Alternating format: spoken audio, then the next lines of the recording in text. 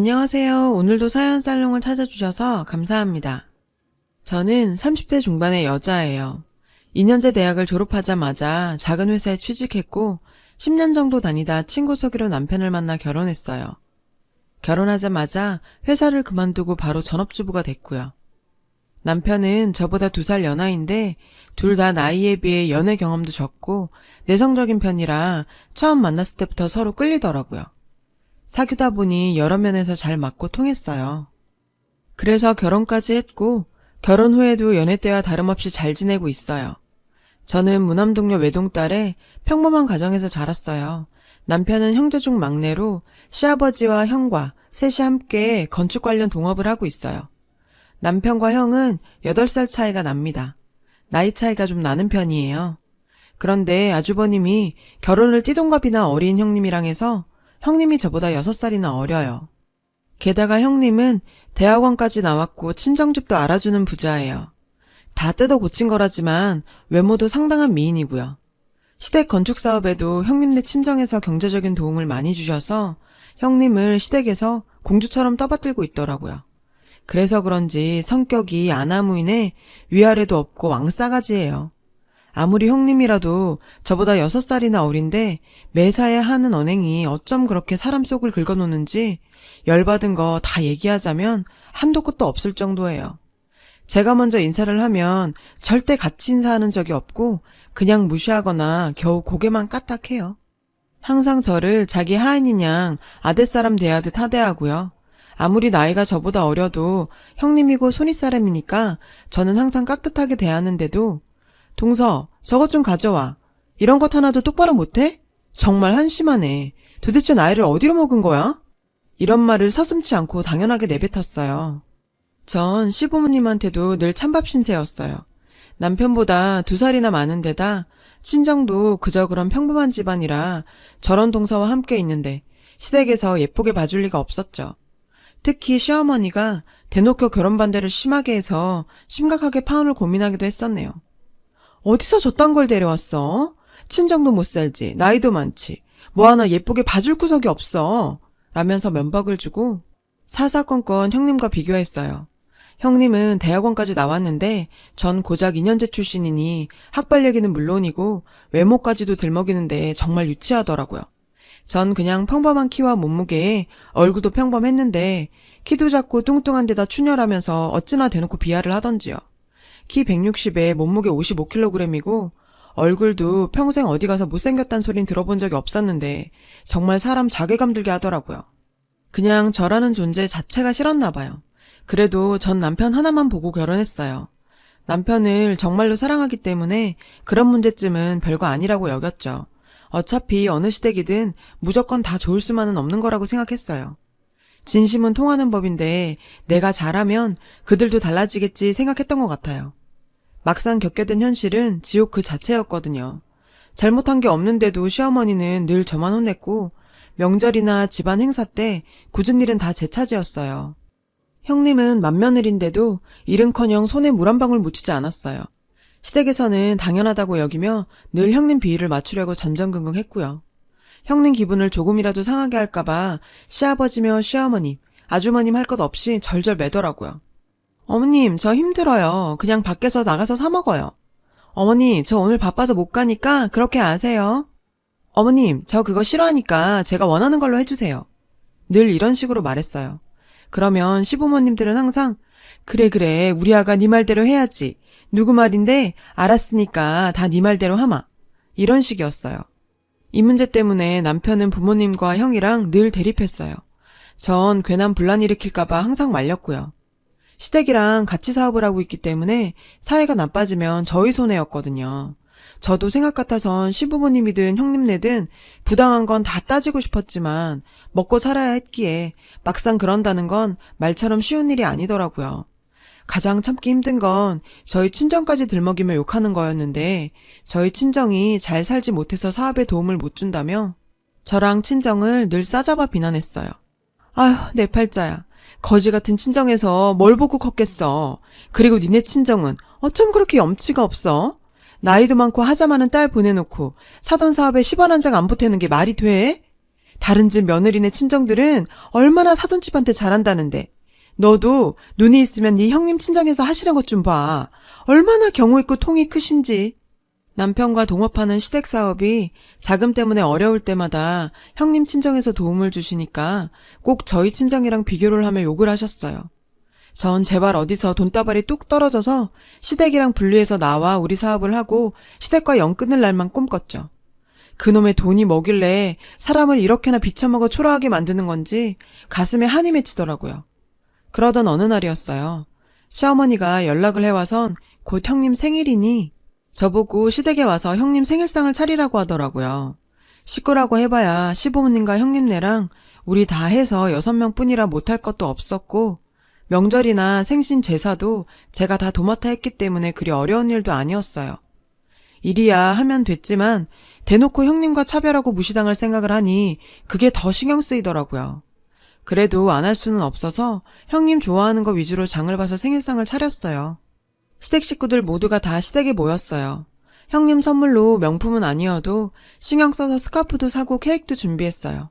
시부모님은 형님 옆에 앉아 딸보다 더 귀하게 여기시면서 예뻐서 어쩔 줄 몰라 하더라고요. 그 모습을 보고 있자니 솔직히 인간적으로 참 부러웠어요. 부모 잘 만나 많이 배우고 예쁜 데다 부자이기까지 하니 시부모한테 저렇게 사랑받고 대접받는구나 하면서요. 그런 생각이 없다가도 괜히 평범한 저희 친정이 원망스러워지더라고요. 그러고 있는데 형님이 갈비찜 하나를 집어 먹더니 갑자기 인상을 확 쓰면서 고기가 왜 이리 질기고 짜? 요새 누가 이렇게 음식을 짜게 먹어? 잡채도 그렇고 음식간을 이딴 식으로 하면 어떻게 먹으란 거야? 하면서 음식 타박을 하기 시작했어요. 그랬더니 옆에 딱 붙어있던 시어머니가 저한테 소리를 지르더라고요. 으이그 할 줄 아는 거라고는 살림하고 음식하는 것밖에 없는 식충이 주제. 음식도 하나 제대로 못하니 도대체 이걸 먹으라고 한 거야? 일부러 이렇게 짜게 한 거지. 다른 날도 아니고 큰애 생일인데 네가 다 망칠 셈이야? 뭐해? 빨리 가서 새로 만들어 오지 않고. 너무 황당하더라고요. 저번 시댁 모임 때는 형님이 싱겁다고 타박을 해서 이번엔 좀 더 신경 써서 간을 세게 한 건데 그렇다고 못 먹을 정도로 짠 것도 아니었어요. 다들 맛있게 잘 먹어놓고 형님이 그 소리 했다고 난리를 치니 눈물이 다 날 것 같더라고요. 남편이 더 이상 못 참고 한마디 했어요. 엄마, 제발 그만 좀 하세요. 맛있기만 하구만. 왜 자꾸 음식 갖고 트집을 잡으세요? 이 사람이 이거 혼자서 다 준비하느라 며칠을 고생했는 줄 아세요? 그랬더니 아주버님이 질세라 화를 내면서 따지네요. 이게 어디서 큰 소리야? 내 입에도 짰어. 그 정도 말도 못해? 그랬더니 남편도 지지 않고 따졌어요. 매번 이런 식이니까 그렇지. 일부러 흠잡으려는 것처럼 한두 번이 아니잖아. 그랬더니 형님 얼굴이 빨개져서 말하기를 어머 도련님 그게 무슨 말씀이세요? 그럼 제가 일부러 그런다는 거예요? 그럼 아닌가요? 애도 아니고 매번 그렇게 음식 갖고 투정을 부려요. 그럼 직접 만들던가요. 음식 하나 제대로 해본 적 있어요? 형수님은 이 집 며느리 아니에요? 남편이 든든하게 바른말을 하면서 따져주니 정말 고맙더라고요. 갑자기 시아버지가 나서서 남편을 욕하기 시작했어요. 그만하지 못해? 어디 어른 앞에서 형수 생일날 형하고 형수한테 대들어? 어디서 배워먹은 버르장머리야? 시아버지까지 나서서 분위기가 너무 안 좋아졌어요. 그래서 제가 나설 수밖에 없었죠. 한다고 했는데 간이 좀 셌나 봐요. 다음부턴 잘 맞춰서 할게요. 죄송해요. 라고 사과했더니 남편이 잘못한 거 없는데 왜 사과하냐고 펄쩍 뛰었어요. 갑자기 형님이 제가 선물한 스카프를 뜯더니 아우 촌스러워. 요새 이런 걸 누가 메고 다녀? 이걸 진짜 나보고 하라고 사온 거야? 나 이딴 거 안 하니까 동서나 가져가서 해. 하면서 제 앞으로 던지고는 아버님 어머님 저희 그만 일어날게요. 친정부모님이 생일 선물 사주신다고 백화점 명품관으로 나오라셔서요. 쇼핑하고 부모님이랑 필드 나갈 거예요. 저 안 본 지 오래되셨다고 오늘만이라도 오래 보자시네요. 하면서 아주버님이랑 나갔어요. 시부모님은 미안해서 어쩔 줄을 몰라 하면서 배웅하고요. 그러면서 남편이랑 저한테 고래고래 고함을 치면서 다시는 형님네한테 대들지 말래요. 다시는 그럴 일 없습니다. 이딴 집구석이랑 영 끊을 거니까요. 사업도 다 손 떼고 나올 거니까 그렇게 아세요. 하면서 남편이 제 손 잡아 끌고 나왔어요. 저도 시부모들도 다 놀라서 아무 말도 못했어요. 남편은 평소에 말도 없는 편이고 이렇게까지 강하게 나온 건 처음이었거든요. 한편으론 속이 시원했어요. 그리고는 한동안 힘든 시간이 이어졌어요. 시작한 사업이 자본도 없고 시댁과 같이 일하다가 혼자 하기엔 부족하니 잘 될 수가 없었거든요. 그래도 우리 둘 살림 허리띠 졸라매고 열심히 노력하면 좋은 날 오겠지 하면서 버텼고 시댁 인간들 꼴 안 보고 살아서 마음만은 천국이었어요. 그러던 어느 날 정말 거짓말 같은 일이 일어났어요. 저희 할아버지께서 아버지께 물려주셨던 지방에 별 볼 일 없던 산과 땅에 리조트 사업을 한다는 대기업한테 팔려서 친정집이 말 그대로 대박이 났거든요. 아직까지도 얼떨떨하고 믿기지 않는 일인데 정말 인생 끝까지 두고 볼 일이더라고요. 제가 늘 시댁에서 구박받는 걸 말 안 해도 눈치로 아셔서 미안해하시던 부모님이 저희한테 크게 떼어주셨어요. 저희는 그걸 발판으로 사업을 확장시켜 나갔어요. 남편의 성실함과 합쳐져서 일이 잘 풀리려고 그랬는지 좋은 사람들만 만나고 하는 일마다 다 잘 되더라고요. 업계에서도 소문이 났고 알아주는 업체가 되었어요. 시댁도 같은 업계에 있으니 당연히 알게 됐죠. 자꾸만 시아버지랑 아주버님이 전화를 걸어오는 걸 남편이 안 받고 차단까지 해놨더라고요. 시댁 얘기를 들으니 그새 무슨 막장 드라마가 따로 없었어요. 형님은 바람이 나서 내연남이랑 산다고 집을 나갔고 사업도 안 풀려서 부도 직전이라네요. 솔직히 인간적으로 안타까운 생각이 들 뻔도 했지만 그들의 만행을 생각하면 자업자득이라 여겨지더라고요. 그런 상황이니 형님 친정에서 어려울 때 사업자금 대주는 걸 바랄 수도 없고 참 곤란하겠더라고요. 그 후에 들려오는 소문은 더 대박이었어요. 형님이 내연남한테 차인 데다 그 내연남 때문에 친정집에도 큰 잘못을 해서 친정 부모님이 안 보려고 하신다고요. 어릴 때부터 세상 물정 모르고 지내다가 친정집에서도 버림받고 여기저기 치이다 오갈 데가 없어졌겠죠. 다시 시댁으로 들어가 산대요. 현실 파악은 제대로 해서 더 이상 자기가 갈 곳이 없던 걸 깨달은 모양이더라고요. 거길 다시 들어가는 형님이나 그걸 다시 받아주는 시댁이나 도찐 개찐 정말 대단한 사람들이란 생각이 들었어요. 그러던 어느 날 시어머니한테 전화가 왔어요. 안 받으려다가 도대체 무슨 말을 할 건가 싶어 받아봤어요. 세상에 어떻게 그렇게 인간이 달라질 수가 있는 건지 정말 닭살이 다 돋더라고요. 저한테 하는 말투가 너무 부드러워서 전화기에서 꿀이 뚝뚝 떨어질 것 같더라고요. 얼마 후에 제 생일인데 자기가 큰애 시켜서 생일상 준비할 테니 제발 한 번만 와달래요. 그동안 자기네가 다 잘못했다고 사과하고 싶다면서요. 듣는 둥 마는 둥 끊고 남편한테 얘기했더니 다음에 연락 오면 자기처럼 받지도 말고 차단해버리래요. 저는 가겠다고 했어요. 가만히 생각해보니 그 인간들이 정말 미웠지만 우리 신랑 부모님인데 가서 들여다보기는 해야지 싶기도 하고 어렵다는데 도와드려야 하나 싶기도 했죠. 그때까지는요. 신랑이 한사코 말리다 포기하고 따라 나서더라고요. 시댁에 들어서니 시부모랑 형님 내외가 그새 많이 변했더라고요. 마음고생들이 심했는지 얼굴도 다 반쪽들이 된 데다가 살도 많이 빠지고 행색들이 영 초라했어요. 특히 형님은 얼마나 기세가 꺾이고 달라졌는지 정말 놀랍더라고요. 그 당당하고 싸가지 없던 모습은 어디로 가고 고분고분 시키는 대로 다 했어요. 그렇게 시부모님이 형님을 싸고 돌더니 완전 무리수가 돼버렸네요. 이거 가져오라 저거 가져오라 시키면 네네 하면서 갖다주고 어쩜 그렇게 변할 수 있는지 사람 일 참 모르는 거더라고요. 오랜만이네. 잘 왔어. 우리 아가 생일이라고 특별히 잘 준비했으니까 많이 먹어라.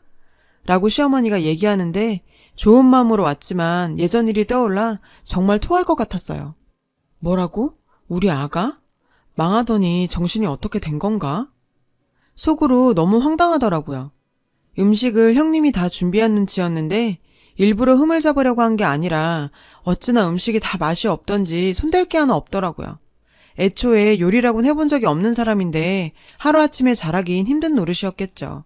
제가 잘 먹질 않으니 시어머니가 보시다가 형님한테 큰 소리를 치시면서 으휴, 이 아무짝에도 쓸모없는 거사. 음식도 하나 제대로 못해? 너 때문에 작은 애 생일 다 망치게 생겼잖아. 저딴 걸 어디다 써? 저것 때문에 내 팔자 제대로 꼬였네. 하면서 면박을 주더라고요. 그러니까 아주버님이 발끈해서 아니 어머님 무슨 말을 그렇게 하세요? 하면서 대드니까 어디서 큰 소리야 지각 것들이. 아무짝에도 쓸모없는 버러지 같은 것들. 그러면서 시아버지가 소리를 치고 분위기가 완전 엉망이 돼버렸어요. 시아버지랑 아주버님이랑 붙어서 싸우는 걸 시어머니랑 형님이 달라붙어 뜯어 말리고 난리도 아니었어요. 아마 우리 오기 전에도 이런저런 일들로 사이가 안 좋다 터진 것 같더라고요. 지들끼리 붙어서 싸우든 말든 더 이상 신경 쓰고 싶지 않아 가려는데 남편도 같은 생각인지 그만 가자며 저를 툭 치더라고요. 그 순간 전화기에 벨이 울렸어요. 지난번에 작은 건물 하나를 되도록 빨리 보러 가겠다고 얘기해놓은 부동산에서 온 전화였어요. 네, 알겠어요. 지금 갈 수 있어요. 하고 전화를 끊었죠. 어머님이 물으시더라고요. 어딜 간다는 거니? 아, 보러 갈 건물이 하나 있는데 오늘 시간이 맞춰져서요. 얘기들 나누세요. 여보, 그저께 얘기한 거기야. 얼른 가보자. 그래, 한번 보자. 그리고 나가서 맛있는 거 먹자. 그러고 남편이랑 나오려는데 시어머니가 애원을 하며 붙잡더라고요. 자기네 사업 도와달라고 하려 했던 모양인데 말도 못 꺼내보고 보내려니 아쉬웠나 봐요. 아가, 우리가 다 잘못했다. 그땐 다 정신이 어떻게 됐었나 봐. 우리한테 둘째네 너희밖에 없어. 앞으로 우리가 정말 잘할 테니 한 번만 봐주고 예전처럼 지내면 안 될까? 얼마나 후회했는지 몰라. 너희들 그리워서 한동안 밤잠도 제대로 못 잤어. 라며 먹 같은 소리를 늘어놓더라고요. 어이가 없어서 상대도 안 하고 뒤도 안 보고 나오려는데 형님이 선물을 내밀었어요. 풀어보니 명품 파우치더라고요. 마음만 받을게요. 전 이런 거 안 들어요. 제 취향이 아니라서. 라며 던져주고 나왔어요. 그러곤 또 왜 그런 걸 샀냐고 자기들끼리 또 싸움이 나서 난리였고요. 그걸 보고 있자니 얼마나 꼴불견의 진상들인지 정말. 살면서 돈이 다가 아닌데 돈 있으면 아부하고 돈 없으면 무시하고 예전과 조금은 다르겠지라는 마음에 온 건데 참 씁쓸했습니다. 얼마나 더 당해야 정신을 차릴런지요.